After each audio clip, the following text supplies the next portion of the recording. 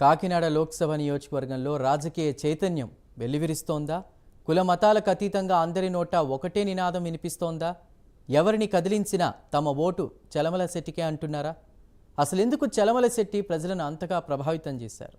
Have a look.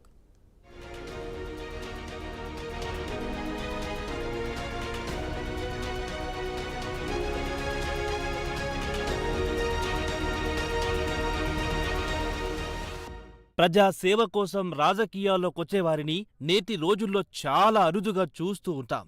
అలాంటి వారిలో ముందు వరుసలో ఉంటారు కాకినాడ లోక్సభ వైసీపీ అభ్యర్థి చలమలశెట్టి సునీల్. తన కంపెనీలలో వేలాది మందికి ఉద్యోగ ఉపాధి అవకాశాలు కల్పించిన చలమలశెట్టి విస్తృత ప్రజాసేవ కోసం 2009లో ప్రత్యక్ష రాజకీయాల్లోకొచ్చారు.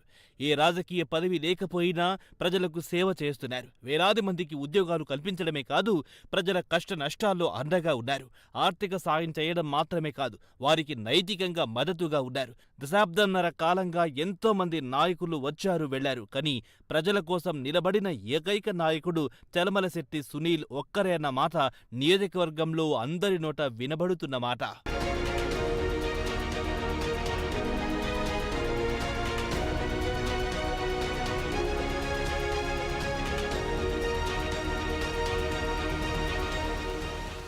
ప్రజలు విఘ్నులు. ఏ నాయకుడు ఎలాంటివాడన్నది ప్రజలు గమనిస్తూనే ఉన్నారు. తమ కోసం నిలబడిందెవరు, తమకు సాయం చేసిందెవరు, తమకు అన్ని విధాలుగా అండగా ఉందెవరు, ఏ పదవి లేకపోయినా 15 ఏళ్లుగా తమను కనిపెట్టుకుని ఉన్నదెవరు అన్నది కాకినాడ లోక్సభ నియోజకవర్గ ప్రజలందరికీ తెలుసు. ఎంతమంది వచ్చినా వెళ్లినా 15 ఏళ్లుగా తమకు సేవ చేస్తూ నిలబడ్డ నాయకుడు చలమలశెట్టి సునీల్కు ఈసారి తామంతా ఓటు వేసి గెలిపించుకుంటామని కాకినాడ ప్రజలు ముక్త కంఠంతో చెబుతున్నారు.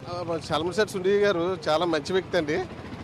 ఇండస్ట్రియలిస్ట్. ఆయన ఎక్కువగా యూత్ విషయంలో ఆయన కేర్ తీసుకుంటారు.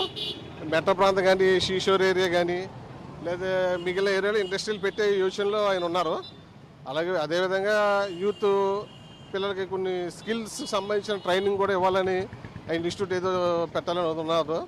నెక్స్ట్ ఇంకోటి ఏంటంటే అండి, ఈ కాకినాడ పార్లమెంట్ నియోజకవర్గంలో 400 విలేజ్లు ఉన్నాయి సార్. 400 విలేజ్లు కూడా సునీల్ గారు దత్తత తీసుకున్నారండి, అడాప్ట్ చేసుకున్నారు. అడాప్ట్ చేస్తూ ఒకే విలేజ్కి 100 crores, ఒకే విలేజ్కి 100 కోటి రూపాయలు చెప్పిన 400 కోట్లు 400 విలేజెస్కి ఆయన ఆల్రెడీ ఇచ్చారు. ఆ 400 కోట్లతోటి కావాల్సిన డెవలప్మెంట్ ఆయన ఓన్ మనీ అండి. సునీల్ గారు గత 15 సంవత్సరాలు బట్టి తెలుసండి. తర్వాత స్వామ్యుడు, తర్వాత పారిశ్రామికవేత్తగా ఆయనకి కాకినాడ నియోజకవర్గం, తర్వాత మెట్ట ప్రాంతానికి సంబంధించినటువంటి వ్యక్తిగా సునీల్ గారికి మేము వేయాలని అనుకుంటున్నామండి. అయినా మేము మొదటి నుంచి వైఎస్ఆర్సీపీ అభిమానులు. తర్వాత సునీల్ గారికి మా ఓటు ఖచ్చితంగా మా నియోజకవర్గమే కాకుండా 7 నియోజకవర్గాల నుంచి కూడా అత్యధిక మెజార్టీ వస్తుందని అనుకుంటున్నాం సార్.